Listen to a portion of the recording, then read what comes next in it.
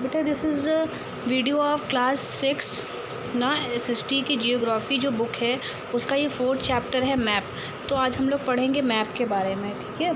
तो आइए स्टार्ट करते हैं इस चैप्टर को। तो इसके पहले के चैप्टर में आप लोगों ने ग्लोब के बारे में पढ़ा था, इसके एडवांटेज के बारे में पढ़ा था, इसकी लिमिटेशन के बारे में, लेकिन फिर भी इनके कुछ लिमिटेशन होते हैं, मतलब कुछ लिमिट्स होती है। और जो ग्लोब होता है वो काफ़ी यूज़फुल होता है स्टडी करने के लिए जब हम अर्थ के पूरे अर्थ के बारे में पढ़ना चाहते हैं तब। लेकिन जब हम अर्थ के कुछ पार्ट के बारे में पढ़ना चाहते हैं, कोई देश, कोई स्टेट, कोई डिस्ट्रिक्ट, कोई टाउन और विलेज के बारे में, तो हमें मैप की ज़रूरत पड़ती है, ठीक है। तो जो मैप होता है वो रिप्रेजेंटेशन होता है या ड्राइंग होता है अर्थ के सरफेस का, ठीक है। और a part of a drawn a flat surface, मतलब कि जो मैप आपने देखा होगा इस तरह से होता है ना, तो पेज पे होता है, फ्लैट सरफेस पे होता है, जिसमें हम अर्थ के कुछ पार्ट के बारे में बताते हैं, ठीक है। आगे देखिए, और बहुत सारे तरीके से मैप हमारे लिए बहुत ही ज़्यादा इम्पॉर्टेंट होता है। जो मैप होता है वो ग्लोब से कहीं ज़्यादा इम्पॉर्टेंट होता है। बहुत सारे मैप जो एक साथ मिलके क्या बनाते हैं, मैप की जब एक बुक आती है जिसमें बहुत सारे मैप एक साथ होते हैं, और जब बहुत सारे मैप एक साथ रखे जाते हैं तो उन्हें एटलस कहा जाता है। और एटलसेस क्या होते हैं, वेरियस साइज मेजरमेंट ड्रॉन, मतलब कि एटलस जो होता है वो बहुत डिफरेंट साइज़ का होता है, मेजरमेंट का होता है, ठीक है। और जो मैप है वो हमें इंफॉर्मेशन प्रोवाइड करता है देन अ ग्लोब ग्लोब से ही हमें ज़्यादा इन्फॉर्मेशन देता है। तो अब हम यहाँ पे मैप के बारे में पढ़ेंगे।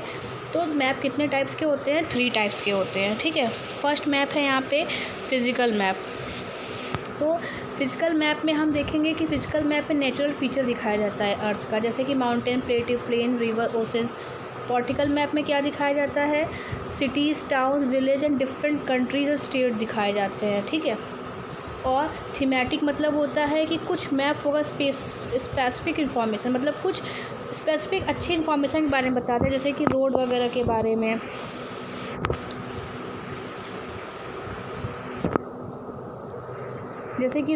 के बारे में, map showing distribution of forest, जैसे कि road, rainfall, distribution of forest, industries वगैरह के बारे में बताते हैं। इन्हें थीमेटिक मैप कहा जाता है, ठीक है। और मैप में कुछ कंपोनेंट्स होते हैं, डिस्टेंस, डायरेक्शन एंड सिंबल। तो अब हम इनके बारे में पढ़ेंगे।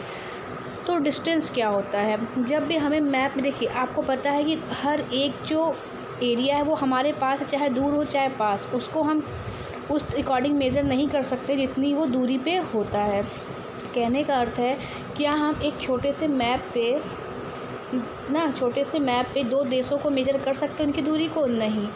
तो हम इसी के बारे में पढ़ेंगे कि किस अकॉर्डिंग हम इसको मेज़र करते हैं। तो जो डिस्टेंस होता है, map are drawn the reduce scale. तो स्केल के माध्यम से हम इसके डिस्टेंस के बारे में जान सकते हैं, ठीक है। तो अब देखिए स्केल क्या होता है। Scale is a ratio between, मतलब हमें किसी जगह के अगर डिस्टेंस के बारे में जानना है मैप के थ्रू, तो पहले हमें उसके स्केल के बारे में जानना होगा। तो स्केल इज़ अ रेशियो होता है किसके बीच का, एक्चुअल डिस्टेंस जो ग्राउंड पे होता है और जो डिस्टेंस मैप पे दिखाया जाता है।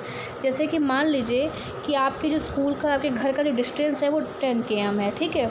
और अगर if you show this 10 km, अगर आपको ये 10 km दिखाना है तो आप कैसे करोगे, distance by 2 centimetre on a map, ठीक है। तो 2 सेंटीमीटर से आप दिखाओगे। कहने का मतलब है कि यहाँ it means 1 centimetre on the map is so 5 km। कहने का मतलब 1 सेंटीमीटर को हम दिखाएंगे, अगर हम इसे स्केल बनाए ना तो हम यहाँ लिखाएंगे कि हम सिर्फ एग्जांपल में रखेंगे, मतलब एक सपोज करके मारेंगे कि 1 सेंटीमीटर का मतलब क्या है, 5 km है, ठीक है। The scale of your drawing will be 1 centimetre equal to 5 km। The scale is very, 1 minute यहाँ छूट गया थोड़ा सा। और if you so the scale of your drawing will be 1 centimetre equal to 5 km, ठीक है। This scale is very important in a map, कोई भी मैप में बहुत ही इंपॉर्टेंट होता है, ठीक है। और अगर आप स्केल के बारे में जान रहे होते हैं तो आप आराम से 2 जगहों के डिस्टेंस को कैलकुलेट कर सकते हैं। और जब लार्ज एरिया और कंटिनेंट को हमें उसके बारे में, डिस्टेंस के बारे में पता करना होता है तो हम क्या करते हैं, स्केल का ही यूज़ करते हैं। एक और चीज़ें यहाँ पे लिखी, देखिए जो ये स्केल भी 2 टाइप्स के होते हैं, लार्ज स्केल मैप और स्मॉल स्केल मैप। अब देखिए 2 क्या होता है। व्हेन लार्ज एरिया, जब लार्ज एरिया से कंटिनेंट और कंट्रीज़ होते हैं, जब पेपर पे उसे शो करना होता है तो हम स्मॉल स्केल का यूज़ करते हैं। जैसे कि example 5 centimetre on the map shows 5 km। ठीक है, मतलब 5 सेंटीमीटर को हम दिखाएंगे कि 5 सेंटीमीटर किसके बराबर है, 500 km के बराबर है। ठीक है, अब देखिए व्हेन ए स्मॉल एरिया को कैप्चर करते हैं, ठीक है, जब हम स्मॉल एरिया को कैप्चर करते हैं पेपर पे, then we use a large scale, तो हम लार्ज स्केल का यूज़ करते हैं। जैसे 5 सेंटीमीटर में 500 मीटर को दिखाएंगे तो इसको क्या बोलते हैं, लार्ज स्केल मैप बोलते हैं। और जो लार्ज स्केल मैप होता है कि मोर इन्फॉर्मेशन, ये ज़्यादा इन्फॉर्मेशन देता है स्मॉल स्केल मैप की अपेक्षा। अब देखिए यहाँ पे डायरेक्शन के बारे में देखते हैं। तो मैप में जो होता है डायरेक्शन होता है, सबसे ऊपर क्या होता है मैप में, यहाँ पे नॉर्थ होता है ऊपर ना, तो यहाँ साउथ होता है ना, this called north line. When you know the north you can find other direction, for example east west south, there are 4 major directions. ठीक है, तो कितने मेजर डायरेक्शन होते हैं, 4 मेजर डायरेक्शन होते हैं। ये आप बेटा बहुत छोटे से ही पढ़ते आ रहे हैं। ठीक है, नॉर्थ साउथ ईस्ट वेस्ट, इसे कार्डिनल पॉइंट्स कहते हैं। जो ये बने होते हैं ना, ये देखिए जो ऐसे बने होते हैं डायरेक्शन में, नॉर्थ साउथ वगैरह लिखा होता है ईस्ट वेस्ट, उसे। और अदर 4 इंटरमीडिएट डायरेक्शन होते हैं, जैसे कि ये नॉर्थ और ईस्ट के बीच का, जैसे नॉर्थ और ईस्ट के बीच का north east, south and east के बीच का साउथ ईस्ट, है ना, नॉर्थ एंड वेस्ट के बीच का नॉर्थ वेस्ट, ऐसे ही होते हैं।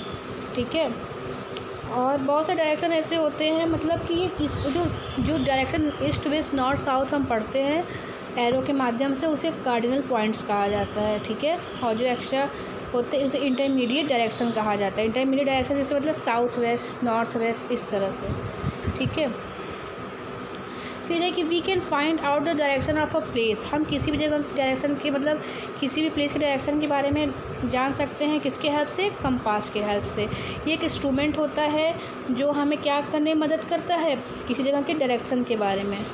ठीक है, इसका जो मैग्नेटिक जो इसमें निडल होती है, ऐसे गोला सा होता है कंपास, इसकी जो मैग्नेटिक जो निडल सुई होती है वो हमेशा नॉर्थ एंड साउथ में होती है। ठीक है, आगे देखिए, अब यहाँ पे हम लोग पढ़ेंगे सिंबल्स के बारे में। देखिए, it is a third components of a map, ये मैप का क्या होता है, थर्ड कंपोनेंट्स होता है। ठीक है, इट इज़ नॉट पॉसिबल, ये पॉसिबल नहीं होता है कि हम मैप पे किसी एक्चुअल शेप एंड साइज़ को ड्रॉ कर सकें, जैसे कि बिल्डिंग के स्पेशल फीचर्स को ड्रॉ कर सकें, रोड को ड्रॉ कर सकें ना, ब्रिजेस को, रेलवे को। तो उस टाइम हम एक लेटर शेड या कलर पिक्चर का यूज़ करते हैं, जो जिसे सिंबल कहा जाता है। ठीक है, जैसे अगर कहीं पेड़ है ना, तो हम क्या करेंगे, बस ये दिखाएंगे इस तरह से। ठीक है, इस तरह से, तो यही होता है। फिर है कि with the use of this symbol के हेल्प से मैप पे के बारे में जानना या मैप के थ्रू कोई इन्फॉर्मेशन मिलना बहुत ही इजी हो जाता है।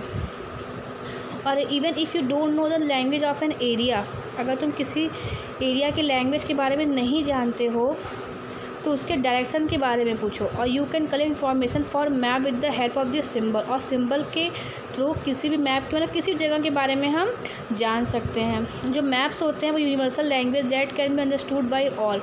मैप में जो सिंबल होते हैं ये यूनिवर्सल लैंग्वेज का काम करते हैं, जो सभी के द्वारा समझे जा सकते हैं। ठीक है, जैसे मान लीजिए आप किसी एरिया में हैं ना, और ऐसे एरिया में आपको पहुंचना है जहाँ पे पेड़ बहुत ज़्यादा हैं, तो अगर आप मैप में देखें, अगर इस वेस्ट साइड में पेड़ ज़्यादा है तो आपको पता चल जाएगा कि आपको इस साइड जाना है।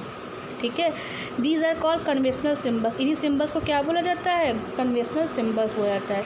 यहाँ पे कुछ सिंबल्स बने हुए हैं, देखिए, जैसे कि इधर railway line, road gauge, metre gauge, railway station, सब की देखिए यहाँ पे बना हुआ है। ये सब road, metalled, unmetalled, boundary international है, ये स्टेट है, ये डिस्ट्रिक्ट है। रिवर में देखिए, ये रिवर है, ये वेल है, ये टैंक है, ये कैनाल है, ये ब्रिज है, टेंपल, चर्च। तो ये जो बना हुआ है बेटा, इसको आपको अपनी ज्योग्राफी की नोटबुक में बनाना है। ठीक है, various colour are use for the same purpose, और कुछ कलर का यूज़ भी हुआ, जैसे कि जैसे ब्लू का यूज़ हम वाटर के लिए दिखाते हैं, ब्राउन को माउंटेन दिखाते हैं, येलो को प्लेटिव दिखाते हैं, और ग्रीन को प्लेन एरिया में दिखाते हैं। ठीक है, अब देखिए, अब यहाँ पे है sketch. Sketch is a drawing mainly based on memory and spot observation not a skill. Sometimes a rough drawing is required of an area to tell where a picture place is located with respect to other places. Suppose you want to go to your friend's house. Suppose करिए कि आपको अपने friend के घर जाना है लेकिन आपको रास्ता नहीं पता है. Your friend make a rough drawing to show the way. जैसे कि कहने का है आपको अपने फ्रेंड के घर जाना है, आप रास्ता नहीं देखें तो आपको फ्रेंड बताएगा ना कि घर से निकलिए. फिर आपको घर से निकलने के बाद यहाँ एक टेम्पल मिलेगा ना, टेम्पल के बाद लेफ़्ट जाना है, फिर राइट जाना है, फिर टर्न साउथ में जाना है, फिर ईस्ट में जाना है. तो ऐसे जो स्केच बना के बताएगा उसी को स्केच कहा जाता है.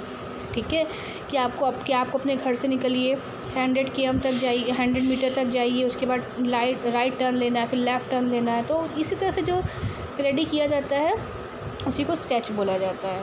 अब है प्लान. तो plan is a drying of a small area on a large scale. जो प्लान होता है वो स्मॉल एरिया का होता है लार्ज स्केल पे.